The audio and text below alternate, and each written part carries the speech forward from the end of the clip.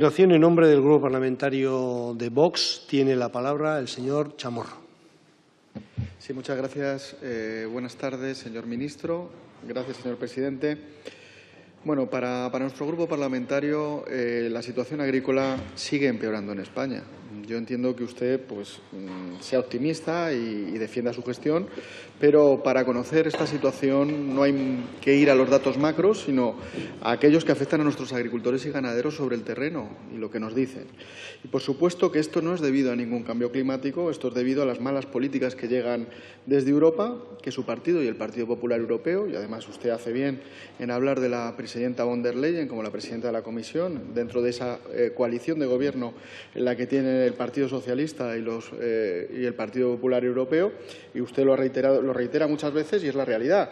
Defienden con fervor la aplicación de esas leyes, que nosotros no estamos de acuerdo, de esas directivas, y además su ministerio aplica de manera radical esas directivas europeas. Por lo tanto, nosotros consideramos que la gestión no es positiva y además los datos demuestran, en relación a la política agraria común, que usted engañó al sector, que las modificaciones del plan estratégico de la PAC no han servido para nada. Han hablado antes algunos ponentes previos de la pérdida, por ejemplo, que ha habido en el tema de la PAC en determinadas regiones, como puede ser Andalucía, 216 millones menos. Y hablaba usted de las condicionalidades. Las condicionalidades se han podido cumplir nuestros agricultores precisamente por la flexibilidad. No veo ningún tipo de logro en relación al tema de la condicionalidad y criticamos otra vez ese 40% de la política agraria condicionada a esas políticas medioambientales y radicales.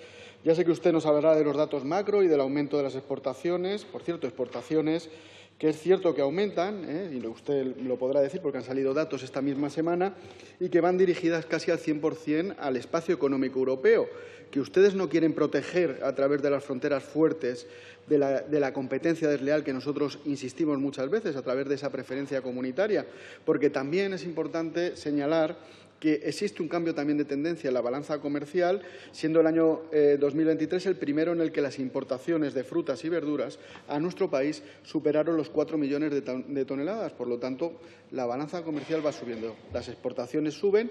Por cierto, al espacio económico europeo es el 90 y pico %, digamos, de las exportaciones, el mismo espacio.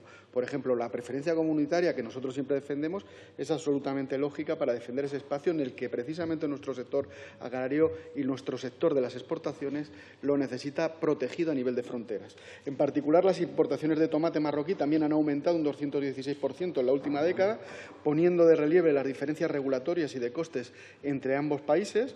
Por cierto, también le queríamos comentar en relación al acuerdo, que la política agraria común estamos hablando a nivel general, y esto también es importante.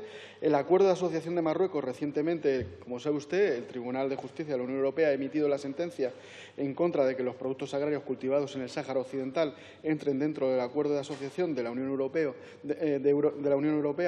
con Marruecos, y le preguntamos que si su ministerio va a acatar la sentencia y, por tanto, si estará al lado de los agricultores españoles a los que perjudican estas importaciones de Marruecos, o seguirá defendiendo el derecho de Marruecos sobre el Sáhara y que, por tanto, esos productos entren dentro del acuerdo. Por otro lado, también estamos pendientes de la moratoria sobre el reglamento de deforestación que están solicitando muchos países y que impediría también la llegada de multitud de materias primas necesarias para muchas cadenas de producción, incluido también el caso de la ganadería, en el caso de la soja, que usted, como sabe, este reglamento lo que va a hacer es subir los costes de esas importaciones y, por lo tanto, los costes a los ganaderos. A ver si vamos a estar facilitando la entrada de productos de fuera, precisamente en aquellos sectores en los que compiten de manera directa, por ejemplo, en el sector hortofrutícola, y vamos a impedir las importaciones que nos complementan en determinadas cadenas de producción, como es el tema de la ganadería. O sea, no dejamos importar materias primas que necesitamos para la ganadería y, en cambio, facilitamos que entren todos los productos que sustituyen a nuestro sector. Por otro lado, le quería preguntar también qué piensa de la carne de laboratorio, si va a defender nuestro sector cárnico como lo está haciendo otros países, por ejemplo Francia o por ejemplo Italia, cuál es su opinión y cuáles van a ser las políticas del Ministerio. Por otro lado, también estamos ante Mercosur, que ya está a punto de cumplirse ese acuerdo. Y claro, le queríamos preguntar que qué le va a explicar usted al sector agrario, por ejemplo, pues al sector vacuno, al sector de los huevos, al sector avícola, al sector de los cítricos, ante esa competencia brutal de todo ese mercado que se abre a nivel transnacional y que va a hacer una competencia directa con todo nuestro sector agrario. Luego, por otro lado, sí decirle que, según hemos estudiado, los datos del Censo Agrario del INE constatan que el sector primario español se encuentra en estado crítico, que estamos en claro retroceso y que no hay un relevo generacional, lo cual hace que no tengamos futuro. Hay una destrucción del empleo agrario, según los últimos datos.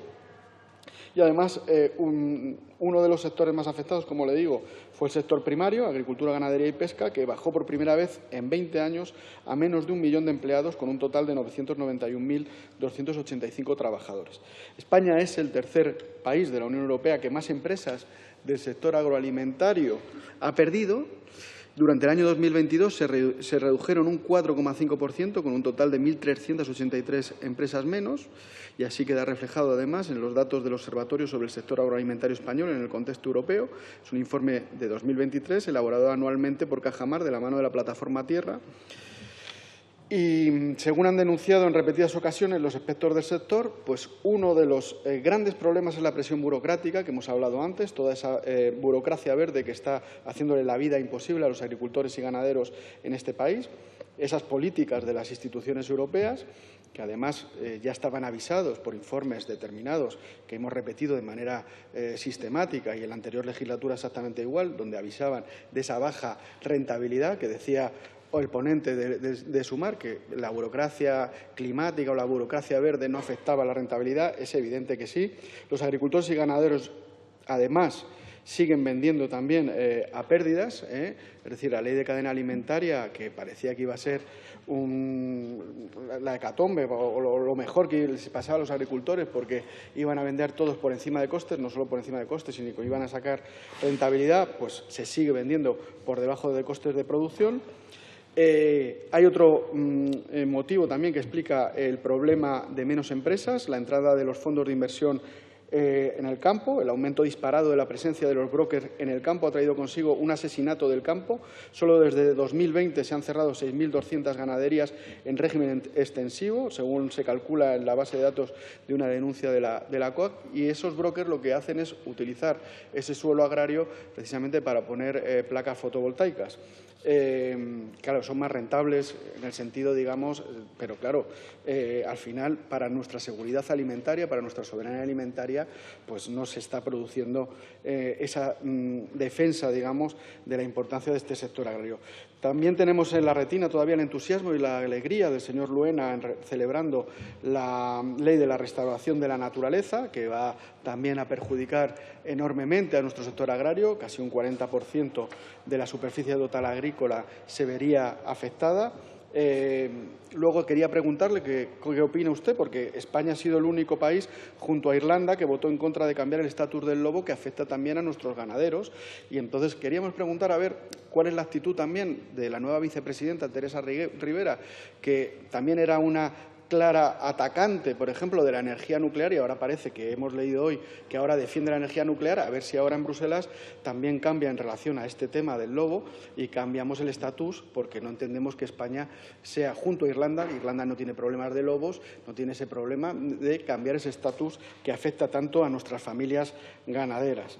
Y bueno, yo creo que me he salido del tiempo y ya pues intervendré posteriormente. Muchas gracias. Gracias, señor Chamorro. Ahora, en nombre del Grupo Socialista, tiene la palabra la señora Otero.